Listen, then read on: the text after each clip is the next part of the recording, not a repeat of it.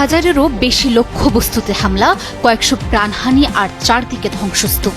ইরানকে দমাতে সব অস্ত্রই ব্যবহার করছে প্রতিপক্ষরা, তবুও দমানো যাচ্ছে না তেহরানকে। ইরান ইসরায়েল যুদ্ধের আগুন ছড়িয়ে পড়ছে গোটা বিশ্বে। ইসরায়েলের আকাশে আবারও উত্তেজনার আগুন। ইরান ঘোষণা করেছে তারা অপারেশন টু প্রমিস 4 এর 19তম ধাপ শুরু করেছে। ইরান এবং আমেরিকার যে যুদ্ধ, সেই যুদ্ধ ক্রমশ ভয়াবহ আকার ধারণ করছে। যুদ্ধ শুরুটা যেভাবে হয়েছিল, তাতে করে সারা দুনিয়ার মানুষ ভেবেছিল যে হয়তো 24 ঘন্টার মধ্যে যুদ্ধ খেলা শেষ হয়ে যাবে। ইরানের সর্বোচ্চ ধর্মীয় নেতা সপরিবারে নিহত হয়েছেন, তার সঙ্গে প্রায় 40 জন ঊর্ধ্বতন শীর্ষ জেনারেল, যারা কিনা এই যুদ্ধ পরিচালনার জন্য কে পার্সন হিসেবে পশ্চিমা দুনিয়ার নিকট তারা পরিচিত ছিলেন। তো এরকম একটি বৈঠক, গুরুত্বপূর্ণ একটা বৈঠক যখন তারা সর্বোচ্চ ধর্মীয় নেতার সঙ্গে তার অফিসে করছিলেন, ঠিক সেই সময়টাতে দূরপাল্লার ক্ষেপণাস্ত্র দিয়ে নিখুঁতভাবে টার্গেটে আঘাত হানে ইসরায়েল, এবং সেই আঘাতে সবাই ঘটনাস্থলে নিহত হন। শুধুমাত্র ইমাম খামেনির স্ত্রী, তিনি গুরুতর আহত হন এবং আহত হওয়ার পর কয়েকদিন পর তিনিও মারা যান। তো এখন সেই অবস্থাতে মিস্টার ডোনাল্ড ট্রাম্প এবং নেতানিয়াহু, তাদের যে দাম্ভিকতা, এবং ওই সময়টিতে তারা বারবার যে কথা বলার চেষ্টা করেছিল যে ইরানি জনগণ, আপনারা রাস্তায় নেমে আসুন, আমরা আপনাদেরকে সাহায্য করছি এবং আপনাদেরকে ক্ষমতা ফিরিয়ে দেওয়ার জন্য আমরা চেষ্টা করছি। এরপর আরও অনেক কিছু, এবং তাদের যে বডি ল্যাঙ্গুয়েজ, তারা নিজেরা তো বলেছে, তার সঙ্গে সঙ্গে আবার নিজেরাই নিজেদের যে ভাষণ, সেটা এআই দিয়ে তৈরি করে এটাকে আরও সার্কাস্টিক করে সারা বিশ্ববাসীর কাছে প্রচার করেছে। কিন্তু যুদ্ধের দ্বিতীয় দিন এবং তৃতীয় দিনে এমন কিছু ঘটনা ঘটেছে যা কিনা নেতানিয়াহুকে রীতিমতো পাগল বানিয়ে ফেলছে, এবং সারা দুনিয়াতে একটি গুজব ছড়িয়ে পড়েছে যে নেতানিয়াহু আহত হয়েছেন, কেউ বলছেন নিহত হয়েছেন, কেউ বলছেন তিনি জার্মানিতে পালিয়ে গেছেন। কিন্তু 3 দিন পরে এখন নেতানিয়াহুর কোনো স্পষ্ট বক্তব্য আমরা দেখতে পাচ্ছি না। যে সকল ভিডিও ফুটেজ আমরা ইসরায়েলের দেখতে পাচ্ছি, তাতে স্পষ্ট বোঝা যাচ্ছে যে ইসরায়েলের আকাশ প্রতিরক্ষা ব্যবস্থা, যেটা তারা আয়রন ডোম দিয়ে তৈরি করে করেছিল, সেই আকাশ প্রতিরক্ষা ব্যবস্থা সম্পূর্ণ ভেঙে পড়েছে। এখন ইরানের যে ব্যালিস্টিক মিসাইলগুলো অনায়াসে কেবলমাত্র ইসরায়েলের আকাশ নয়, ইসরায়েল এবং ইরানের মধ্যবর্তী যে সকল দেশ রয়েছে, সে সকল দেশেও কিন্তু আমেরিকা এবং ইসরায়েল যৌথভাবে তারা আকাশ প্রতিরক্ষা ব্যবস্থা গড়ে তুলেছিল। যেমন সংযুক্ত আরব আমিরাত, কাতার, জর্ডান, সিরিয়া। তো এই সকল দেশে তারা যে আকাশ প্রতিরক্ষা ব্যবস্থা গড়ে তুলেছিল নিজেদের দেশকে নিরাপদ রাখার জন্য, সেই ব্যবস্থাও তছনছ করে দিয়েছে ইরান। এখন ইরানের যে ক্ষেপণাস্ত্র, এটি মধ্যপ্রাচ্যের আকাশে রীতিমতো তাণ্ডব সৃষ্টি করছে। অবাধ এবং স্বাধীনভাবে তারা ঘুরে বেড়াচ্ছে, এবং অদ্ভুত নামে তাদের ড্রোন, তাদের ক্ষেপণাস্ত্র এবং তাদের ক্ষেপণাস্ত্রের মধ্যে বিভিন্ন ক্যাটাগরি, সেগুলো তারা ব্যবহার করে যাচ্ছে। এবং আজকের দিন পর্যন্ত, আমি এই ভিডিওটি করছি যুদ্ধের চতুর্থ দিনে, যুদ্ধের চতুর্থ দিনের খবর হলো যে তারা এখনো পর্যন্ত তাদের মাঝারি রেঞ্জের এবং নিম্নমানের যে মারণাস্ত্রগুলো বা আগ্নেয়াস্ত্রগুলো অথবা যে ক্ষেপণাস্ত্রগুলো তারা ব্যবহার করছে, কিন্তু তারা বলছে যে তাদের হাতে আরও সুপারসনিক, আরও আলট্রা মডার্ন ক্ষেপণাস্ত্র আছে, এবং সেইগুলো তারা প্রয়োগ করবে, এমনভাবে প্রয়োগ করবে যাতে করে ভিখারির মতো ইসরায়েল এবং আমেরিকা ভিখারির মতো তারা ইরানের কাছে যুদ্ধবিরতির জন্য করজোড়ে হাত জোড় করে তারা প্রার্থনা জানাবে। কতটা কথা সত্য, কতটা কথা মিথ্যা, কতটা কি হবে না হবে, ডাজ নট ম্যাটার। আবার এদিকে আমেরিকার পক্ষ, আমেরিকা যেহেতু বিশ্বের এখন 1 নম্বর পরাশক্তি, তার সঙ্গে সঙ্গে ইসরায়েলের যে সামরিক কৌশলতা, তাদের সক্ষমতা, এটি মধ্যপ্রাচ্যের মধ্যে 1 নম্বর। তো এই দুটো সম্মিলিত শক্তি, তার সঙ্গে আবার মানে আমেরিকার যে বন্ধু রাষ্ট্রগুলো রয়েছে, সেই বন্ধু রাষ্ট্রের যে বেসগুলো, কাতারের বেস, সাইপ্রাসের বেস, সেই বেসগুলো তারা ব্যবহার করছে এবং বিভিন্ন দ্বীপপুঞ্জে ব্রিটিশ যে সকল নেভাল ফোর্স রয়েছে বা নেভাল বেস রয়েছে সেইগুলোকে ব্যবহার করে আমেরিকা একের পর আক্রমণ চালিয়ে ইরানকে কিভাবে তছনছ করেছে আমরা পরিপূর্ণভাবে বুঝতে পারছি না। এর কারণ হলো ইরান নিয়ন্ত্রিত, সেখানে ইন্টারনেট বন্ধ করে দেওয়া হয়েছে, ব্ল্যাক আউট করে দেওয়া হয়েছে, ফলে সব খবরাখবর আসছে না। কিন্তু আমরা আন্দাজ করতে পারি যে আমরা যা কিছু কল্পনা করি তার সাথে অনেক অনেক বেশি ক্ষয়ক্ষতি ইরানের হয়েছে। তো এই অবস্থাতে যুদ্ধের পরিণতি কি? ইরান কি আত্মসমর্পণ করবে? ইরান কি আমেরিকা ইরাকের মতো দখল করবে? ইরান কি সেই লিবিয়ার পরিণতি ভোগ করবে গাদ্দাফির মৃত্যুর পরে? Not like that.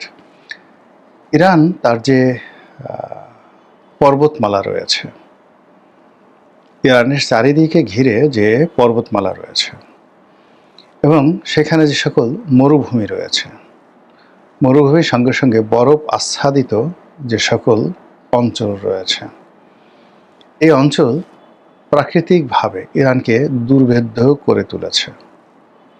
ফলে পৃথিবীর তাবৎ শক্তি দিয়ে এয়ার স্ট্রাইক করে আমেরিকা এখানকার যত স্থাপনা এগুলো নষ্ট করতে পারবে।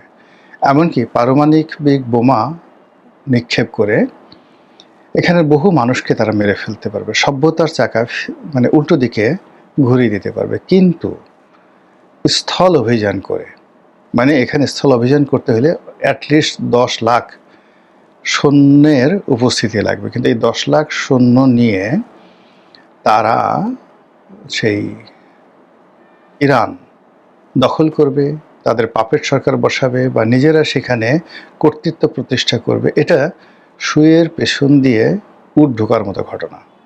এর কারণ হলো এই জাতিটির 2500 বছরের সুনির্দিষ্ট ইতিহাস আছে। এই 2500 বছর ধরে তারা পৃথিবী শাসন করছে, আর তারও আগে তাদের ইতিহাসে রয়েছে আরও 2500 বছর। মোট 5000 বছরের লিখিত ইতিহাস আছে, যে ইতিহাসে ইরান প্রথমে একটি স্বাধীন সার্বভৌম রাষ্ট্র ছিল 2500 বছর, আর পরবর্তীতে তারা আরও 2500 বছর ধরে, ধরুন সম্রাট সেই যে সাইরাস দ্য গ্রেট, তার জমানা থেকে আজ অবধি বলতে গেলে কখনো পৃথিবী শাসন করেছে, কখনো মধ্যপ্রাচ্য শাসন করেছে, কখনো সারা পৃথিবীকে ভয় দেখেছে। এভাবেই গত 2500 বছর ধরে তাদের রাজনীতি, তাদের যে হিউম্যান বডি, মাইন্ড, সব কিছু ওইভাবেই গঠিত হয়েছে। তাদের যে সার্ভাইভাল পাওয়ার, এই পাওয়ারের কাছে অটোম্যানরা পরাজিত হয়েছে, চেঙ্গিস খানের বংশধর হালাকু খান পরাজিত হয়েছে, আলেকজান্ডার পরাজিত হয়েছে। আলেকজান্ডার বিজয়ী হয়েছিল, কিন্তু তিনি সাস্টেন করতে পারেন নাই। 3 বছর 3.5 বছর সেখানে ঘোরাফেরা করে পরে রীতিমতো পাগল হয়ে মিশরে চলে এসেছেন। আবার মিশর থেকে তিনি সেই ওখানে যে অপমান হয়েছেন সেই অপমানটা ভোলার জন্য আবার এই যে এখন যে ইসরায়েল যে জায়গাটি আছে, ইসরায়েলটাও তিনি দখল করে ফেলেছিলেন। তো যা হোক, এনিওয়ে, তো এই অবস্থাতে যুদ্ধ চলছে।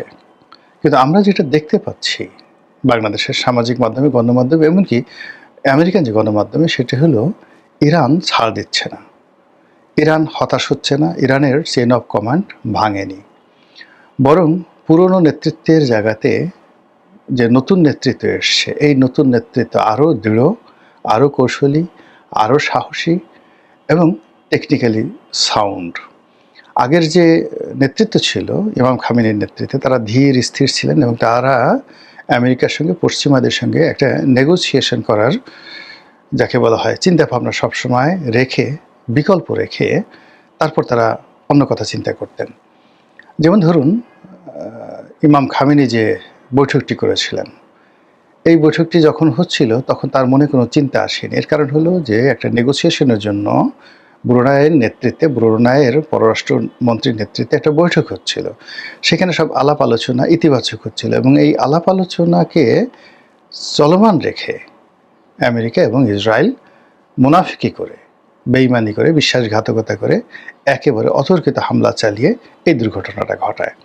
তো নতুন যে প্রজন্ম আসছে, তারা সেই পুরনো নেতৃত্বের মতো এতটা আলাভোলা নয়, এতটা সহজ সরল নয়। যেমন ইমাম খমেনি সাহেব, তিনি যখন শিশুদের সঙ্গে তেলাওয়াতে বসতেন, সারাক্ষণ শুধু তেলাওয়াত শুনতেন। তিনি যখন নামাজে দাঁড়াতেন সারাক্ষণ শুধু নামাজই পড়তেন।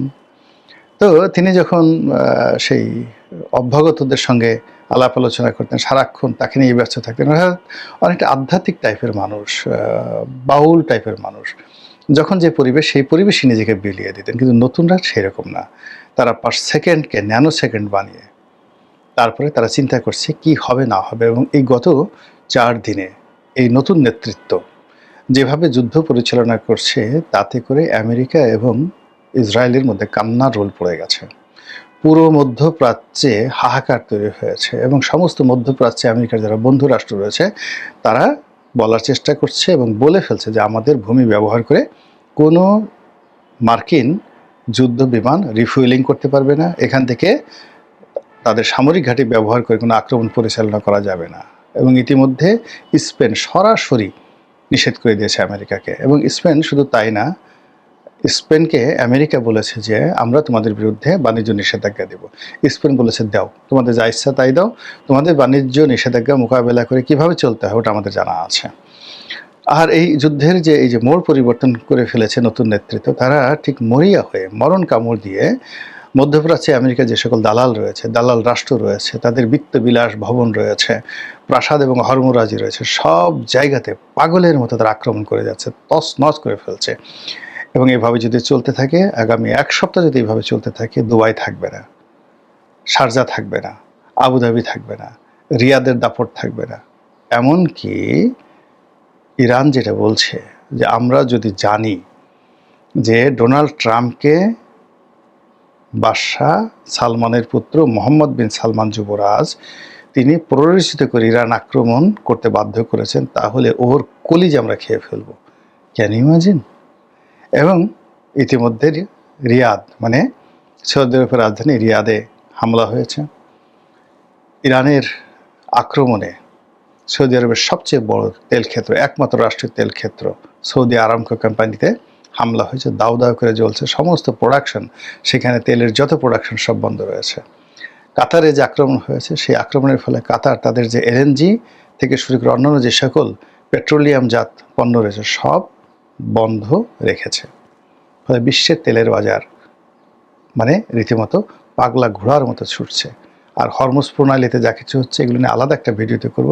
সব মিলিয়ে এই যুদ্ধে ইরান যেভাবে মরণ কামড় দিয়েছে, এই মরণ কামড় যদি মাত্র 1 মাস, আমি আগের ভিডিওতে বলেছি, মাত্র 1 মাস যদি তারা কন্টিনিউ করতে পারে, পৃথিবীর বহু দেশের মানচিত্র পরিবর্তন হয়ে যাবে। এমনকি ডোনাল্ড ট্রাম্পের পরিণতি যদি আব্রাহাম লিঙ্কনের মতো হয়, জেরন এফ কেনেডির মতো হয়, আমি আশ্চর্য হব না, কিংবা মার্টিন লুথার কিংয়ের মতো হয়।